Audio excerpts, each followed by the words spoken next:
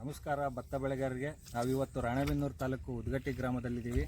So ನಾವು 10 days before ಇದಕ್ಕೆ ಡೆವಲಪರ್ನ ಕೊಟ್ಟಿದ್ವಿ, ಮತ್ತು ಸ್ಪ್ರೇಗೆ ಕಿಂಗು ಮತ್ತು ಗ್ರೋತ್ನ ಕೊಟ್ಟಿದ್ವಿ. ಏನು ಚೇಂಜಸ್ ಆಗಿದೆ ಅಂತೇಳಿ ರೈತರನ್ನ ಕೇಳೋಣ.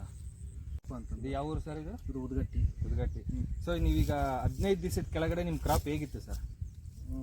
ಬೆಳವಣಿಗೆ ಇದ್ದಿಲ್ಲ ಹಾಂ, ಮೊದಲೇ ಅದು. ಆಮೇಲೆ ಸ್ವಲ್ಪ ಕೆಂಪು ಇತ್ತು ಎಲ್ಲೆಲ್ಲ.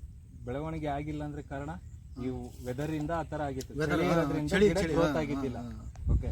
ಸೊ ನೀವು ಇದಕ್ಕೆ ಫಸ್ಟ್ ಏನು ಕೊಟ್ರಿ? ಡೆವಲಪರ್ನ ಕೊಟ್ರ? ಹೌದು. ಡೆವಲಪರ್ನ ಕೊಟ್ಟಾಗ ಏನು ಚೇಂಜಸ್ ಆಯ್ತು ಸರ್? ಸ್ವಲ್ಪ ಬೆಳವಣಿಗೆ ಆಯ್ತು. ಬೆಳವಣಿಗೆ ಕೆಂಪು ಇತ್ತಲ್ಲ, ಅದು ಕಡಿಮೆ ಆಯ್ತು. ಕೆಂಪು ಇದ್ದಿದ್ದಕ್ಕೆ ನಾವು ಮತ್ತೆ ಕಿಂಗು ಮತ್ತೆ ಗ್ರೋತ್ನ ಸ್ಪ್ರೇ ಕೊಟ್ವಿ. ಸ್ಪ್ರೇ ಆಗಿ ಮೇಲೆ ಈ ತರ ಹಚ್ಚ ಹಸಿರಾಗಿ ಚೇಂಜಸ್ ಆಗಿದೆ.